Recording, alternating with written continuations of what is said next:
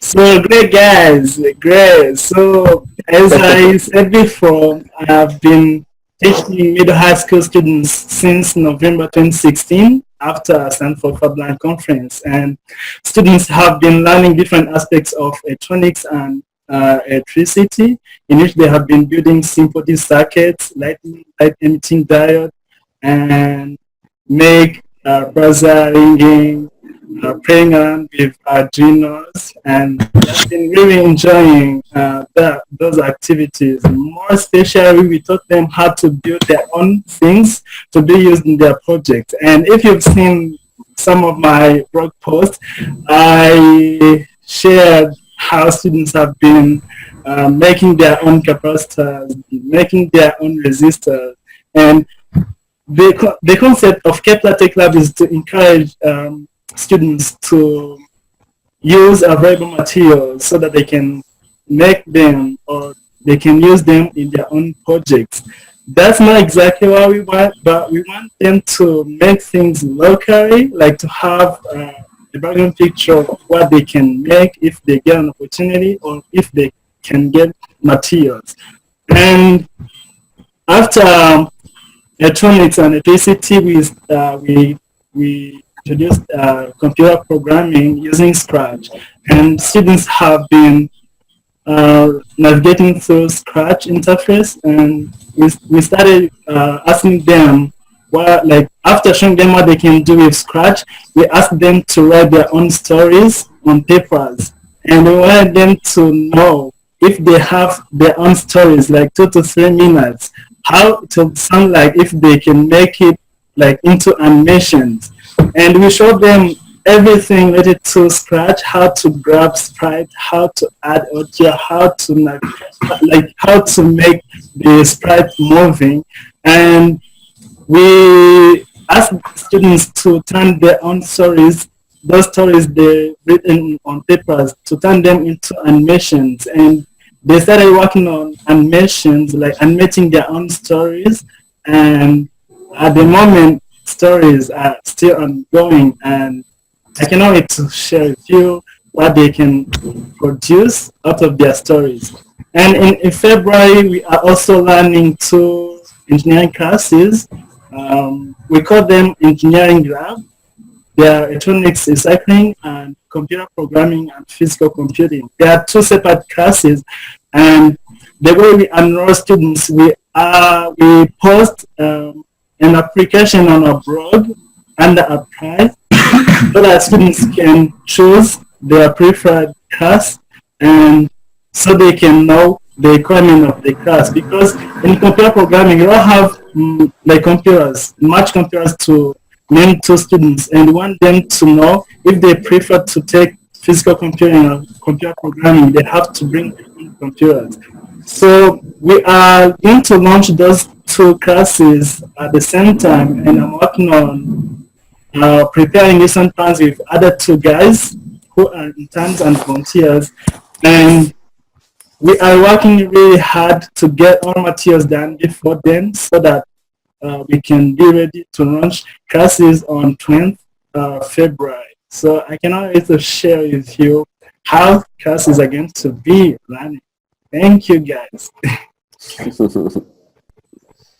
Sounds great, Alphonse. Thanks. Great, Alphonse. And you are saying that you wanted to work with teachers as well? Yeah. Before, and do you have like good resources in your own language, or this is an issue like for physical programming and computing? So, like you're suggesting, like if I have resources in my own language, like local language used in Rwanda?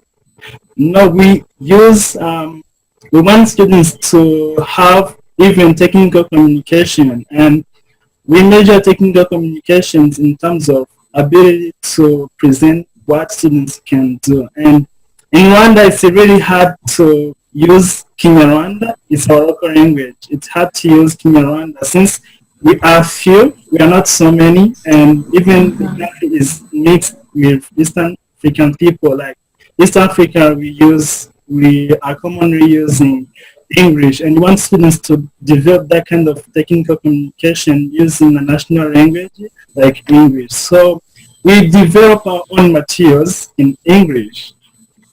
Great. This is a question for everybody, I think. Did you think that you can use the same resources with teachers or with students? Of course, of course. Yeah? Yeah, I would say we can. We can. Like, what we want to is to develop resources and digital content to be published on our blog, and some of them are there. And our intention is to have those materials being used by other teachers from different schools in Rwanda, because educational ecosystem in Rwanda, in terms of engineering, is really low. I'm not ashamed to say it's down. But if we can be able to develop digital content materials that can be accessed by many teachers so they can use them in their classroom setting, it will help to increase or to develop maybe engineering sector in Rwanda. Like students can get the most out of those materials if teachers can use them properly. So you're working on two things then, Alfonso. You're working on the material, but also working on getting a community started. Yeah, you're right. Yeah, that's it. Yeah, but we are still developing those materials, and we are yet to sensitize people to use them. But we used to update them on our blog, and they are free of access. And we are yet to encourage teachers to use those materials now.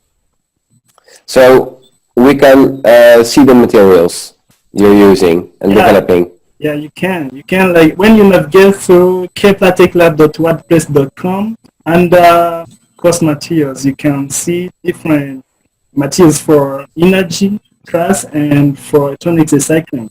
But for electronics recycling, it's not full, complete.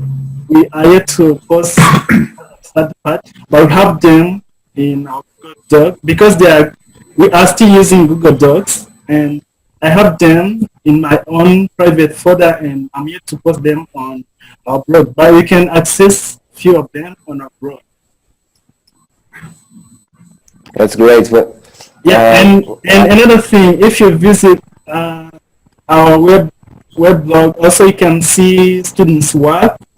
They are not fully completed, but we used to have students brainstorming different projects, and we ask them to write like short paragraphs to explain what they are going to be doing with their independent projects. If you can visit the same blog, you can see under students' works. That's the hardest part, I think, getting students to share their work and post something about it. It's the hardest part to get working. Yeah.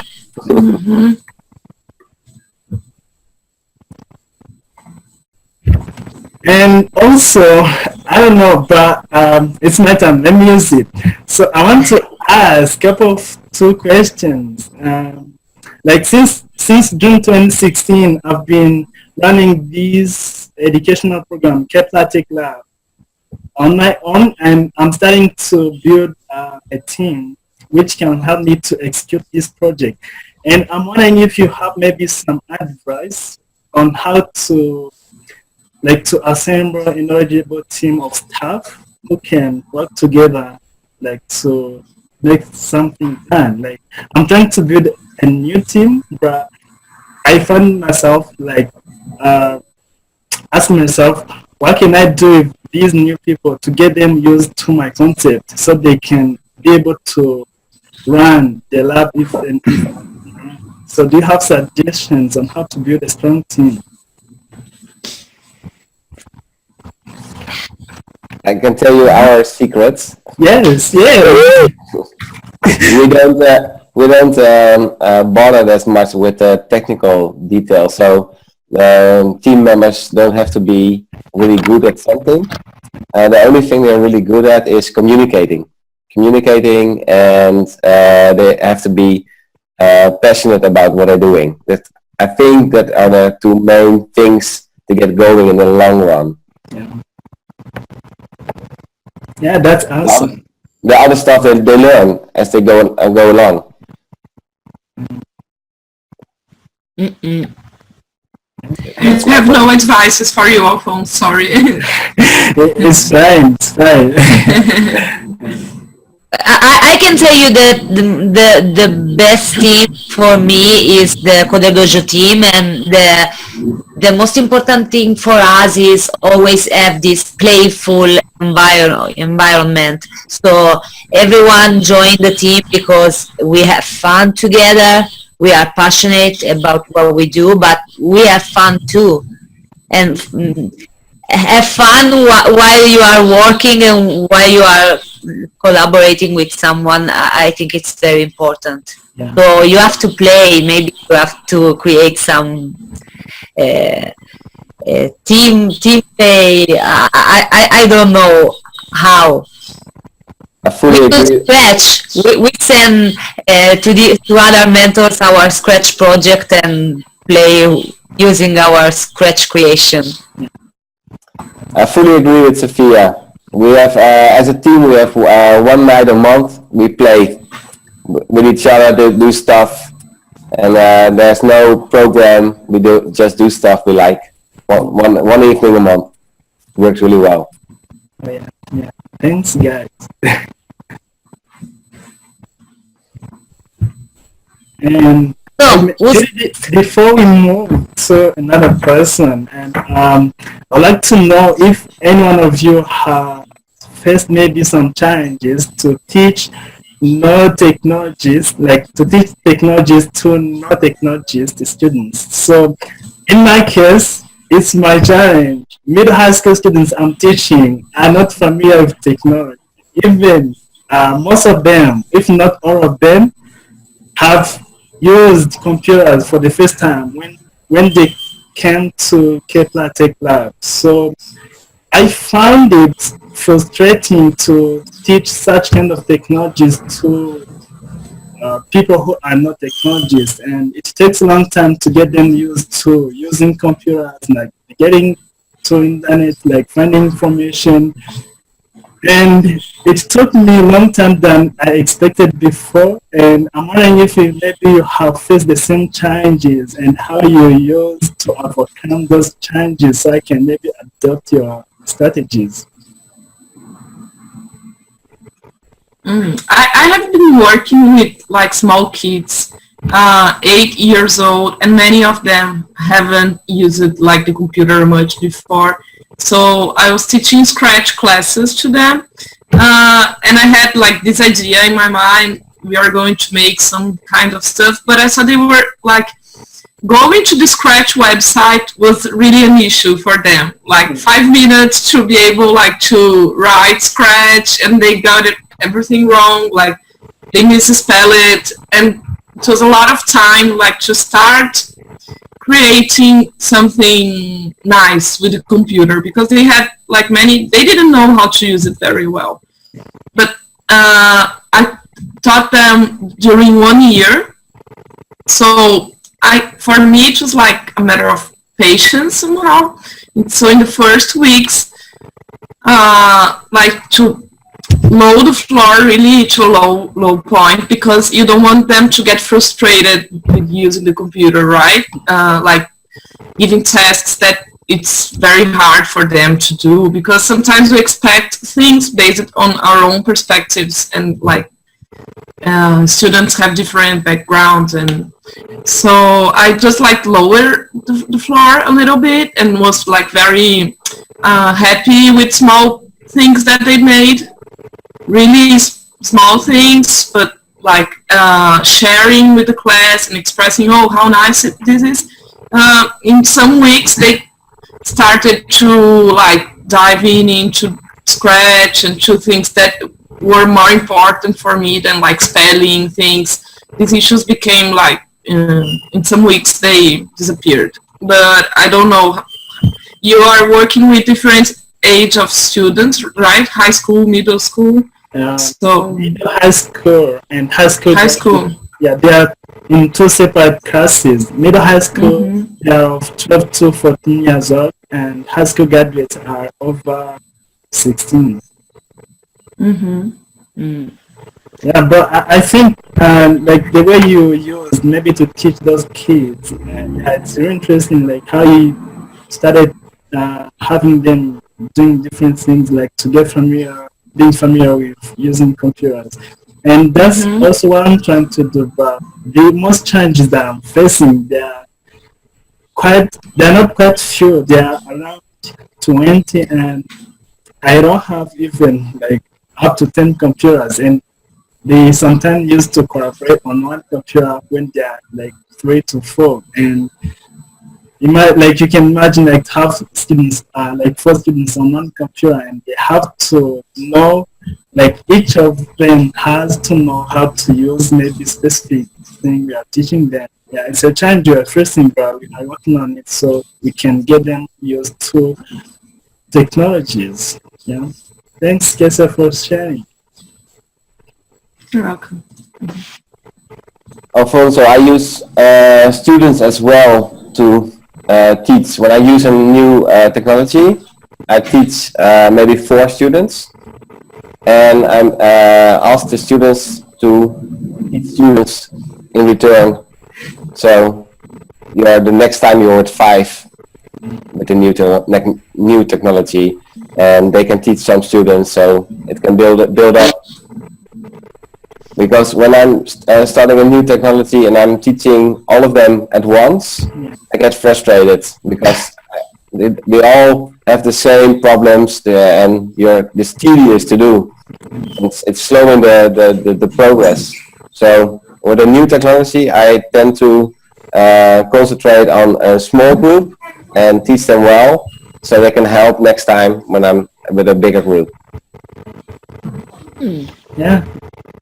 That's helpful. Like to concentrate on small group, I agree it can help to move forward. Like to have those small groups, learning a lot from maybe why you want to introduce them. Yeah.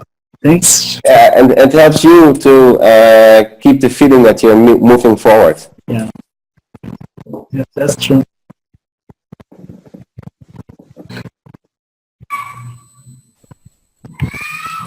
Yeah, I'm done.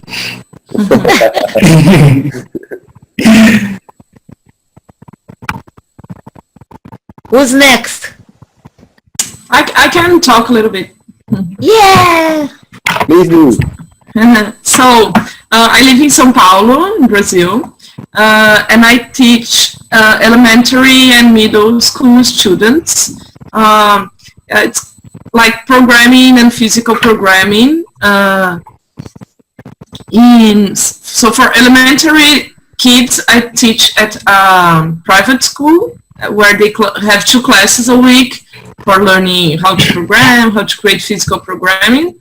And at a public school, I taught during the last year, and together with a teacher that didn't know anything about programming or anything related to it. So I gave this, like during 1 year, this course to the kids with the teacher together, and now the teacher is going to like do it by himself. I'm going to help him, but I want him to be more like to develop his own ideas around this and see how it works. So because I was a volunteer over there, and I want them to be have more agency, like to create their own stuff. So I'll help them, but won't be the teacher of the class.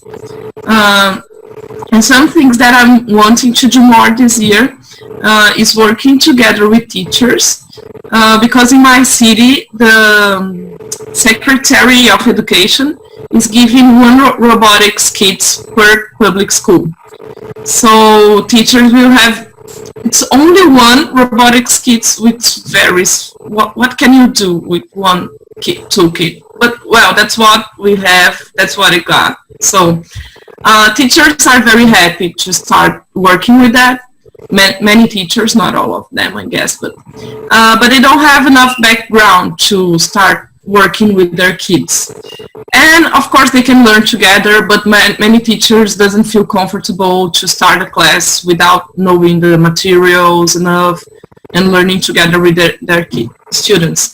So I wanted to gather a team of maybe 4 or 5 educators, not many people, like not a big group, but to start learning from them what is their infrastructure, because the schools are very different here. You have like good public schools, not so good, with different materials and computers available. So what do they have in their classrooms? What are the challenges they face or they feel they can face when starting using like robotics with their students? And like co-create, like design together some materials and learning resources that can be used in their classrooms, and like keep following up and see, did these materials we created work well? What challenges we face? How can we improve it? And so rethink the materials and maybe start creating some resources and ideas of projects for other teachers that want to work with these technologies with their students. Because one big, I think it's kind of a problem, as I see, we don't have good materials in Portuguese for learning physical programming. I speak English, so I can search on the internet and find good things, but it's not. Teachers from public schools have not this, like, they're not fluent in English, and neither their students are. So we need good resources in Portuguese, and I'm trying to think about resources that provide opportunities for open-ended explorations. So I don't want guides that say everybody's going to do the same thing, which is easier, I guess, to create. But I'm concerned with creating resources so people can start from multiple points and develop ideas in different ways. Of course, not totally free, but less guided and with more space for their creativity and building things that are important to them. So I've been working during the last year on some initial resources, like the scratch cards. I guess Angela is working on something similar as well, and I can share with you later. So how to light up a LED, how to do something. So you have small pieces of information and you like can search for them and get them together to create something you want on the first moment, because we have classes with like 30 students and 1 or 2 teachers, and it's really hard for them to allow kids to do very different projects and to be able to help the students and see if they are really understanding what they are doing, and they like to engage them in the classrooms. So I've been working on that, and I would like to keep working on that and co-creating these resources with teachers and you guys, if you want, you are Sure. your feedbacks on these things and see what like I could learn from you all. It would be great. Cassia, did you consider Anna to bring into the project, because she speaks Portuguese? Oh, that's true. I'll talk to her. Yeah. She's from Portugal, right? Yeah, she is. Yeah. Great. Maybe she has some resources she can share with you. Yeah, I'll talk to her. Great, thank you. So, sure. And Cassia, you have to share with us your robotic kit. Oh, sure, yeah. Because I've been working on a robotic kit as well. It's like low cost compared to the other ones we have, and it's like open source, and you can cut it on the laser cutter. So I'll share with you, sure. Yeah.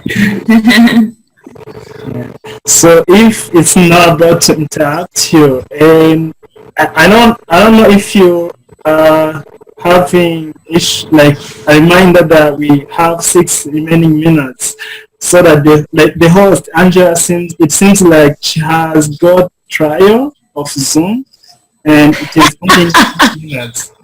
And So after 6 minutes, maybe I will host another meeting so we can continue, but we can use 6 remaining minutes. And after 6 minutes, Angela's trial is going to be over.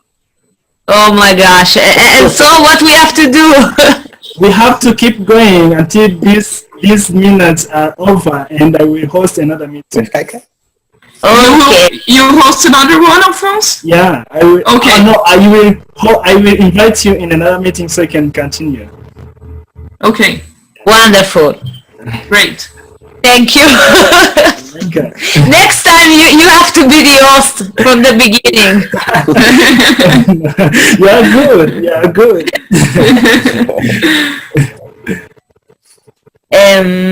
So PI, it's your turn. Okay. I will share my screen with you to explain some things I'm working on. Yeah. I really like from Cassia and from Alfonso, you're working with low cost, readily available materials, which I like. I like it to be low cost, so all students can work with them. So that's the.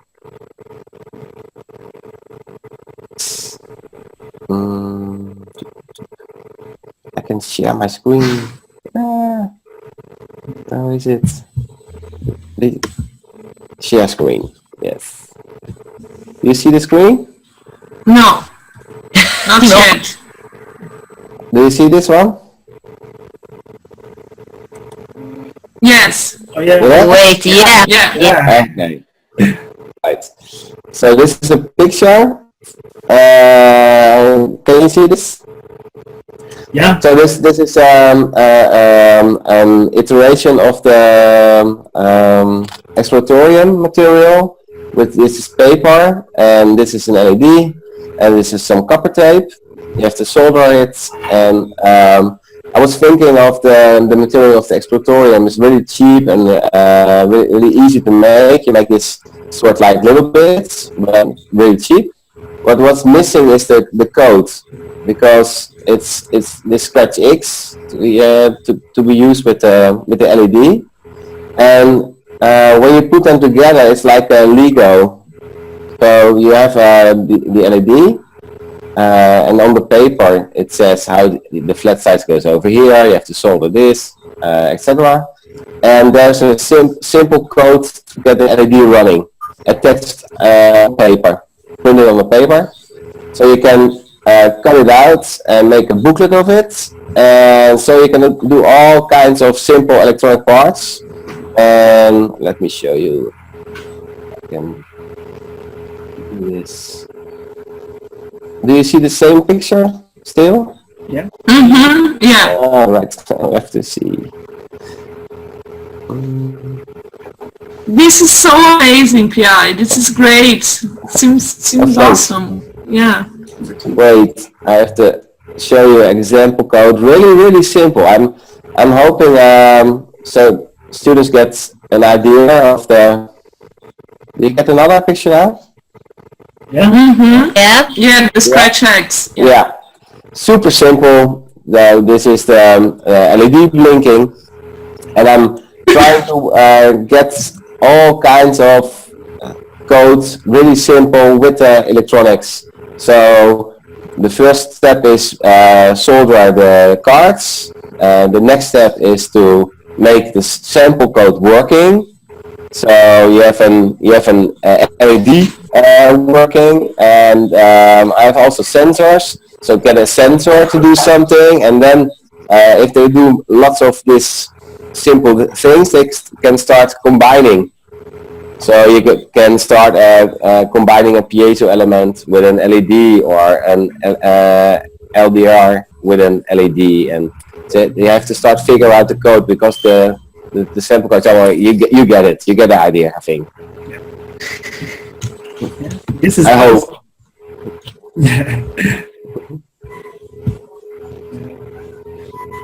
Thanks, Corey. Não, foi muito legal o que eu descobri.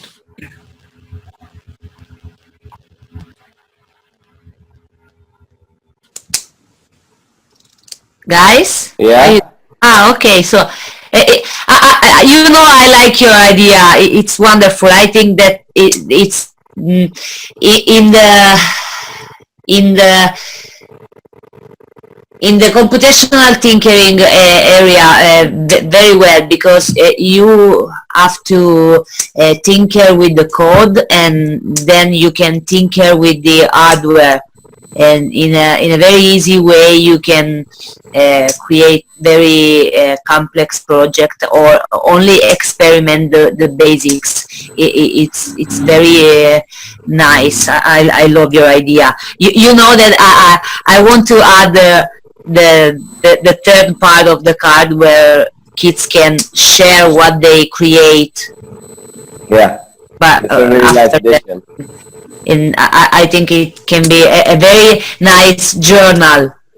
Yeah, I have to work it out.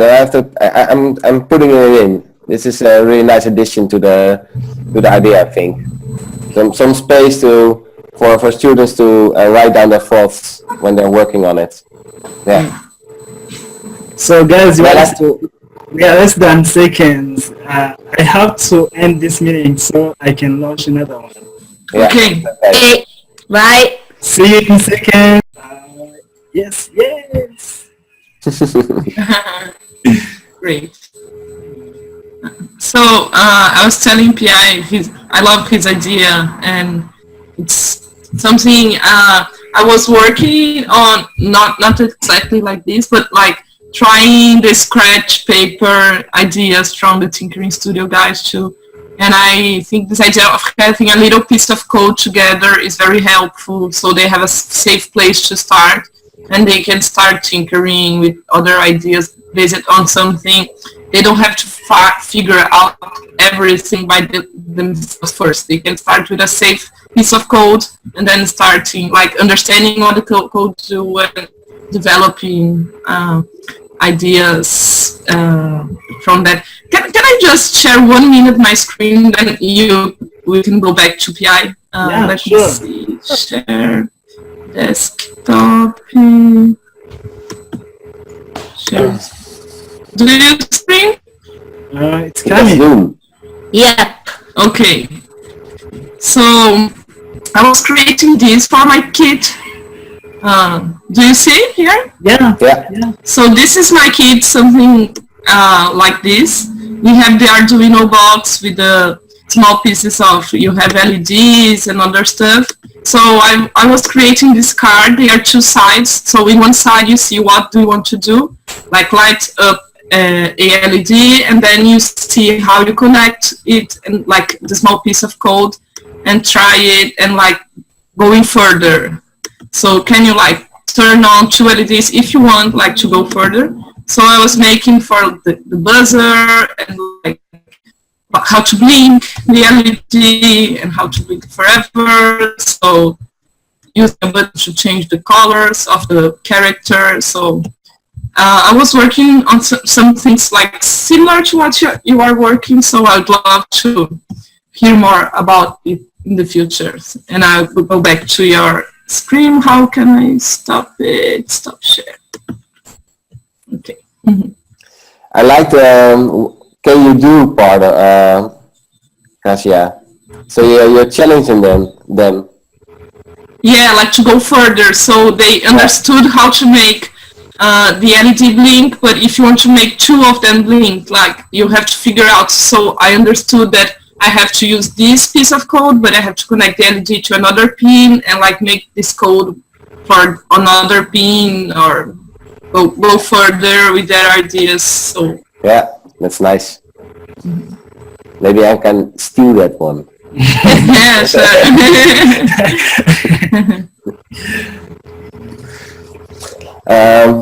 And in addition to this idea, I'm very curious in working with paper. I don't use a lot of paper.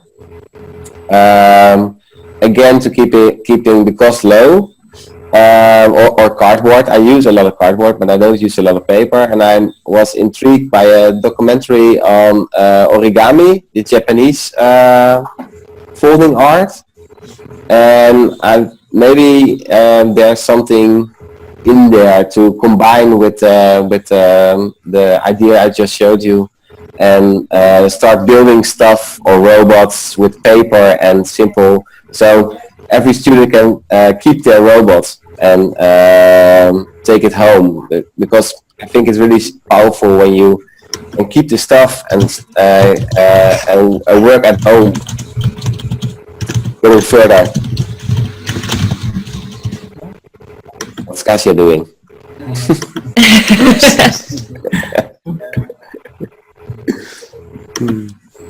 Sorry.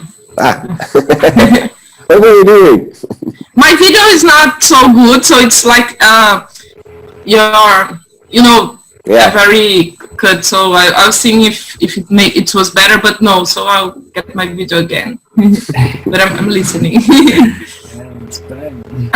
you know the Paper Mechatronics group? I think they are from Colorado. No, I don't know them. I'll share the link with you in our email. They create amazing stuff with cardboard and like simple materials, some motors and things like that. It's a great inspiration for working with cardboards and paper. They are quite complex things they create, but it's nice to have like some ideas to explore. I'll share with you later. Yeah, thanks. Oh, Okay. It's amazing, yeah. Yeah, I think Cassia maybe can share with us as well. Cassia, Shoot. Yeah. I said you have to share with us. Sorry? You have to share with us such kind of material. Yeah, I will. Yeah.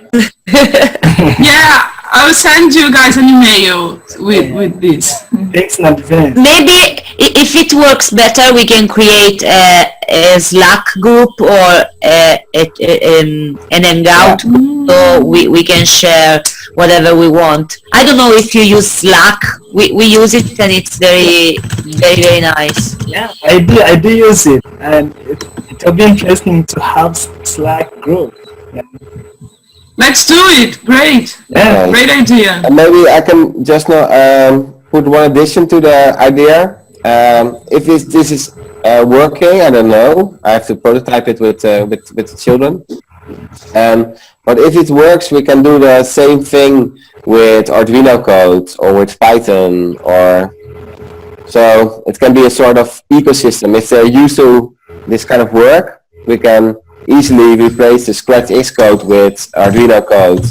It's the same thing.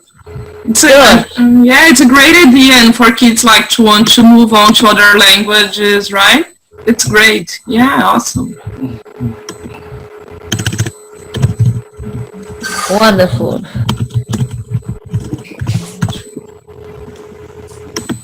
It's easy for the Arduino code because if we use MakeBlock, maybe it can translate for us. But the Python idea is very nice.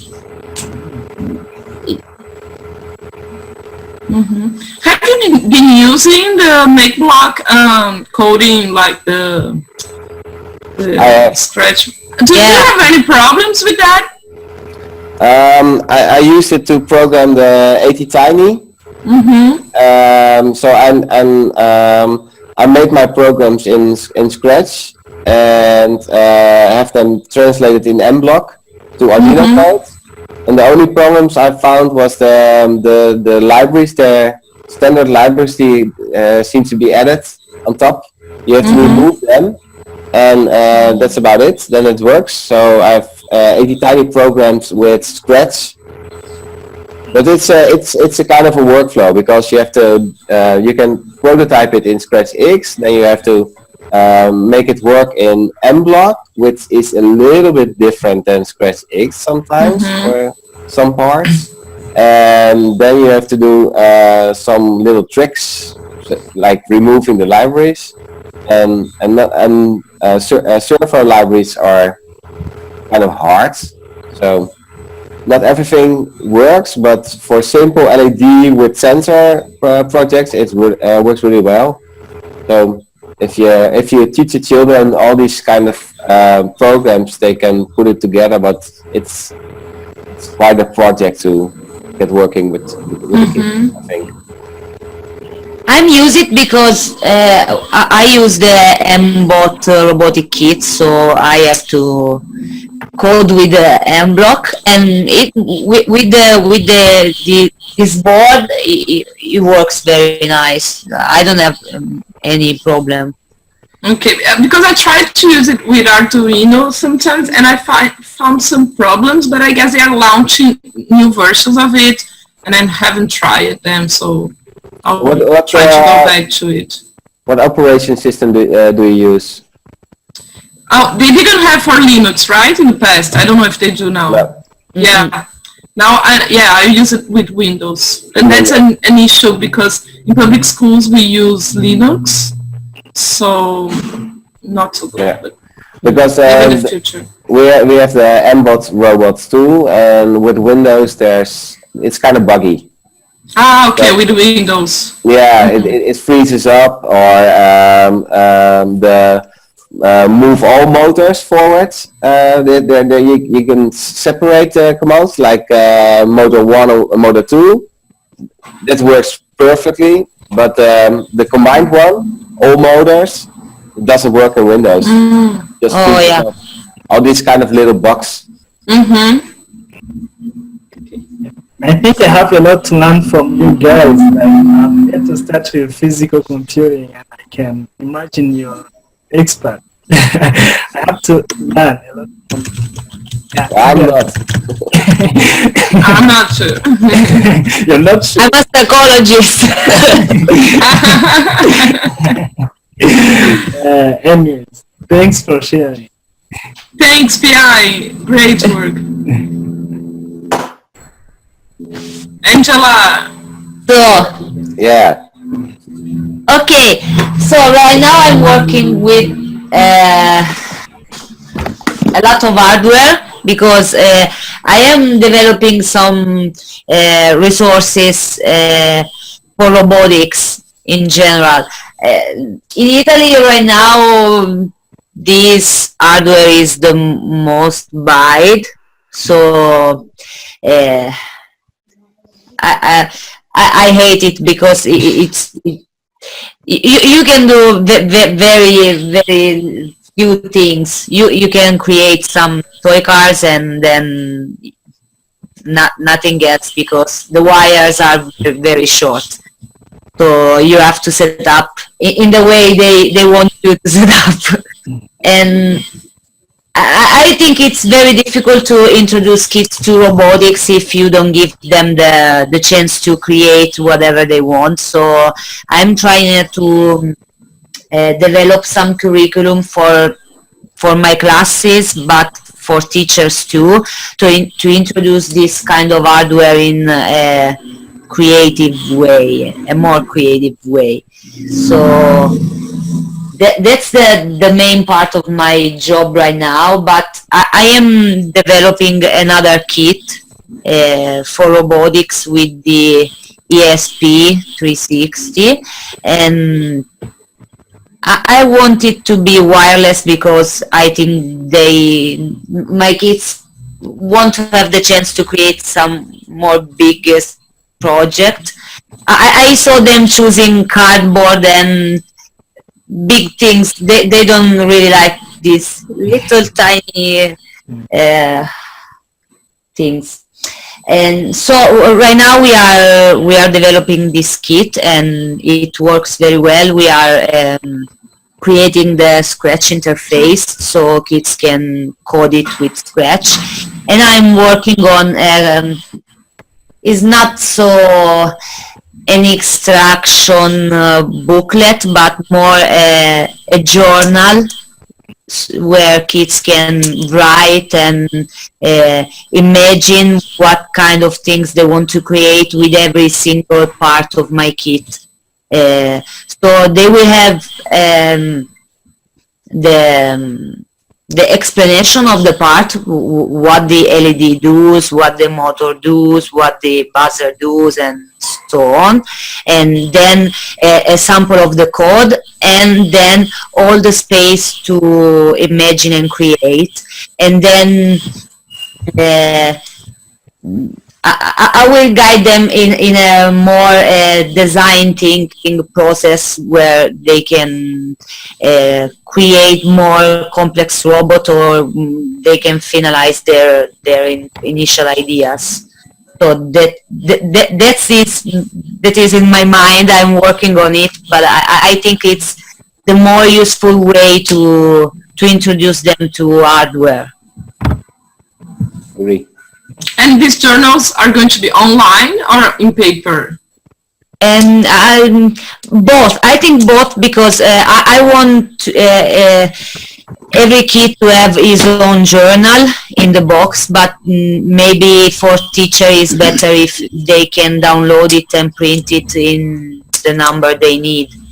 Mm-hmm. We are developing a classroom kit. There will be 5 kits in a classroom pack, and you can we are using notes to connect the elements of the kit, and you can give a part of your kit to another group, and you can change the status of every part of the kit to work with your parts and not the other group parts.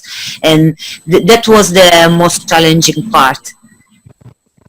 Yeah, I love your idea of creating wireless things, because I agree with you. When you have small pieces, small cables, you are very limited to creating small things, and kids want to create big stuff most of the time. So with my kit that I developed, we use audio cables. They are 1 meter long, so you can create pretty big stuff, but it's very confusing when you have many components like together. You have like 8 cables. They are different colors, but I guess your idea is like great for the future. You don't need cables and you're not confused with them, and you can create big stuff. That's awesome. I'd love to see your kit, Angela. Yeah, I can wait to show you something complete soon.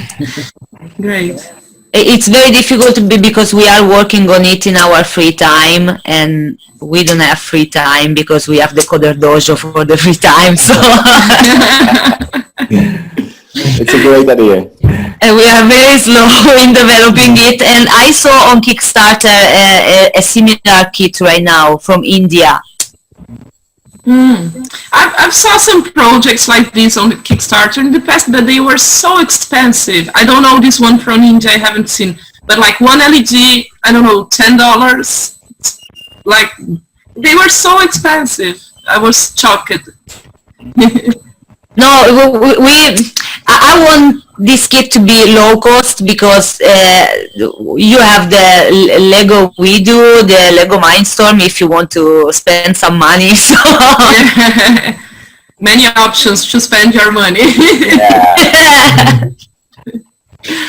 And I'm working on this tiny thing too. And PI, I have to tell you that I am trying in with Snap for Arduino. Snap for Arduino. I want to make some tryings with Snap for Arduino because some friends told me that it can work better with the tiny. Oh. I don't know why, so I'll update you. Yeah, on keep it. me posted. And then I've bought this microbit thing. Yeah. They are pretty cool. I want to use them to introduce my kids into the electronic part of our ear. And I don't know. And Arduino, it's better for me because it's more simple to show them the important part in an hardware. This is very simplified, and I don't know if it's gonna work. Was it called microblock? I didn't know it. Microbit is Microbit. Yeah, is from England, I think, and Oh, it's the BBC. Yeah. yeah, the Okay. Okay. All the kids are getting one. Really, in England? Yeah. If you're 10 year or 11 years old, you get one. Interesting. 2 years ago, they give kids the Codebug. That was another hardware from BBC, and I like the Codebug because it's kind of a makey, but you can create some sewing circuit, and you have an LED matrix on it, so you can create a lot of things, and it was an USB memory drive. Yeah. It was, the Codebug was wonderful. I loved it.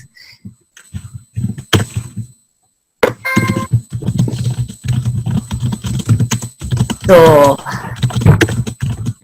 I think we have a lot of things in common, and I think that developing resources is our common goal. Yeah. Did you agree? Yeah. And low costs, right? Low costs, learning resources for low cost materials for working. Yeah. And there's not another thing I noticed, because Cassia, you're also working on communities. And Yeah. and Alphonse too, and it's also what I do. I help to bring people together, so they start networking, and it's not around me, but around each other. Help each other. Yeah. What kind of communities? Like, how do you work in your day-to-day? Could you tell us a little bit more about Well, I'm what you do? just a normal Dutch teacher, so 4 days a week I teach science related stuff. Like I'm a biologist, so I do the upper classes of the high school. So the exam programs for biology I do with different kind of levels. And for 1 day a week, I got funded to make bring maker education in Holland further, because I'm working the longest, I think, in Holland. I'm working 10 years on this now, so people know me from this work. So I get a little money. Little money, really little money. And I organize meetings with teachers, and it's really informal. So I bring stuff that I develop, and other teachers bring stuff that they developed, and we just start sharing, collaborating, and making stuff together. So. But the government doesn't want to fund us anymore because there's a political change, and so we're a bit struggling with getting funds to do this kind of stuff. So the last month is about searching money. That's the main goal. Yeah, that's a really good goal to save, because if you don't have resources, you cannot be able to run those community workshops. But I have suggestions, like maybe for my case, I'm considering to partner with FabLearn Kigali so that we can organize joint program about creative capacity building. I don't know if maybe for you can also have other organizations to partner with, so you can maybe host joint programs rather than waiting for the time of the money. This I like to do. I like to connect your students with my students, and with the students Cassia is working with and Angela is working with. It would be great. Maybe we can find some European funds that can help you to found your community and us to share our work. Yeah, that's a good place to start looking, because the European Union has a lot of money. And they are very happy when the projects are international, so maybe it can be easier for us to win some funds. Yeah, that's true. I'm also working on another little plan to start. We have an after-school program. So I do stuff in the curriculum and out of the curriculum. And the after-school program is a bit, it's not so diverse as I like it to be. So they're high on cognition, mostly their parents are wealthy. This kind of kids tend to come to this after-school program, and it is free. So there's a problem, and to artificially make the diversity somewhat higher, I had a plan of, we have refugees students in our school, in our district. So I like to bring those into the after-school program. So they start, they can learn the language by making with each other, and so my kids get in contact with all kind of cultures and people from around the world. So I hope I get some funds there for. Yeah. Great. Wow. Okay, I'm working on something very similar in creating communities, because right now in Italy the Ministry of Education promote a law that force every teacher to teach coding, so they have to. It is not. Oh, really? Every teacher? Yeah, they have to provide 10 hours of coding in the classroom, in the primary school, in middle school, and they are not prepared.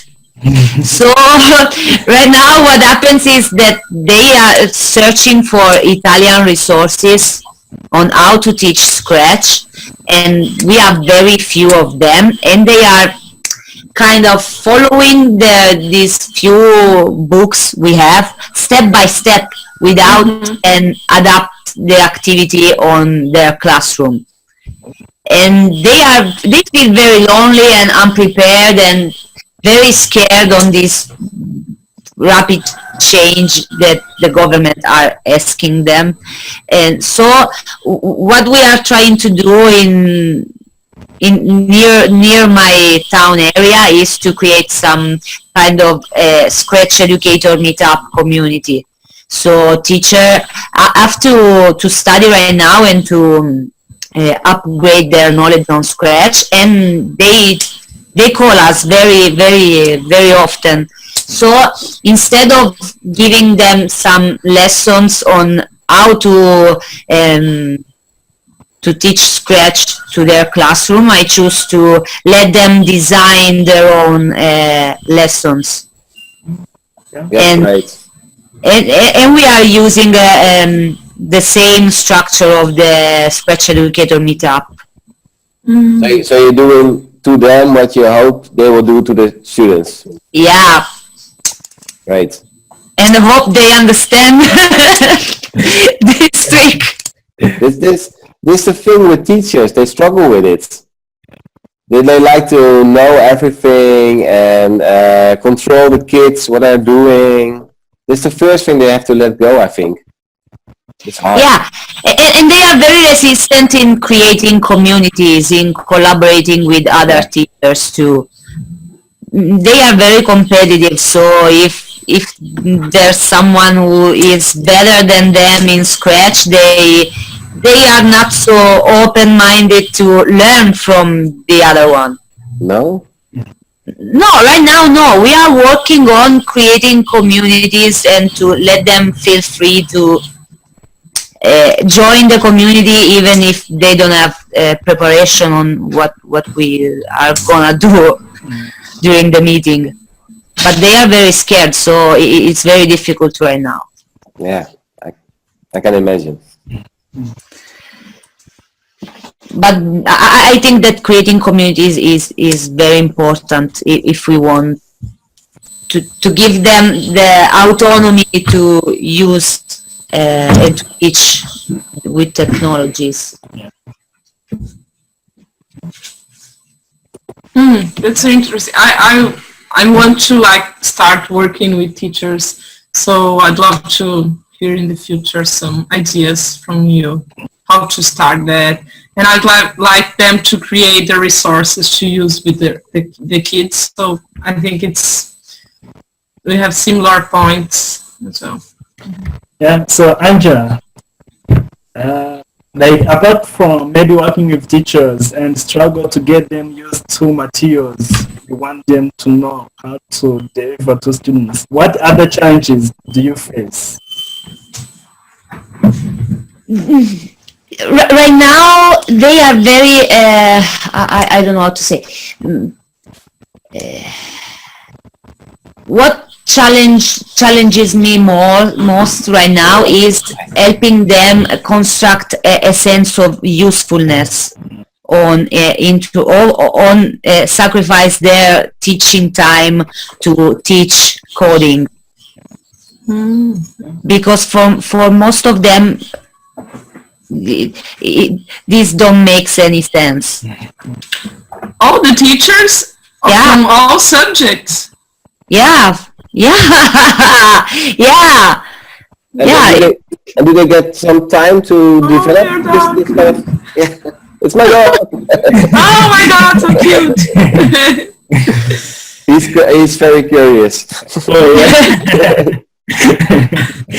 But do the teachers get some time to develop these new qualities? Oh yeah, they have to spend some hours on training, but they don't have time, more time than before. So they have to do the same thing with this in addition. Yeah. Man, it's very challenging to help them to conduct some usefulness sense of this. Yeah, it's very imposed to them, right? Yeah. Yeah. Education is the same, I guess, everywhere in the world. Yeah.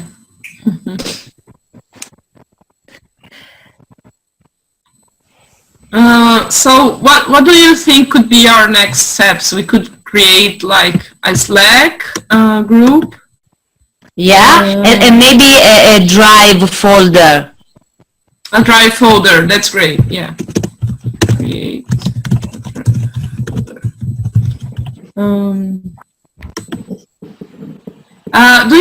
Do you guys think we should email the FabLearn group as a whole and say we are working on some stuff? If anybody wants to join us.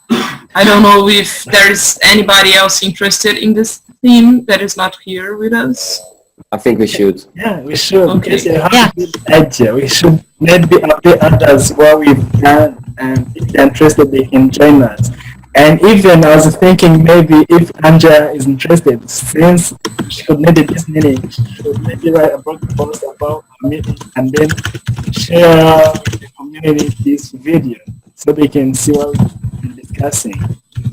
Yeah, Sylvia asked us to share our video, and I think we can share. Maybe we can work on a doc where we can create a kind of resume of what we talked today, and so we can write them an email. Hey guys, we've talked about this and that, and boom bam, and then you can watch the video here. Yeah. Let's do it. Yeah. Let's do it. Okay. Who's going to create for us that like Slack group so you can maybe keep collaborating? Is it Cassia who's going to create Slack? Me? Yeah. I have never used it Slack before, but I can create. But if you guys are more familiar with that, you could. I guess it's simple to create it. It's right? simple. Video is.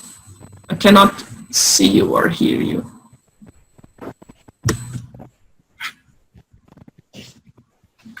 I can create a Slack group too, if you prefer, Cassia. Yeah.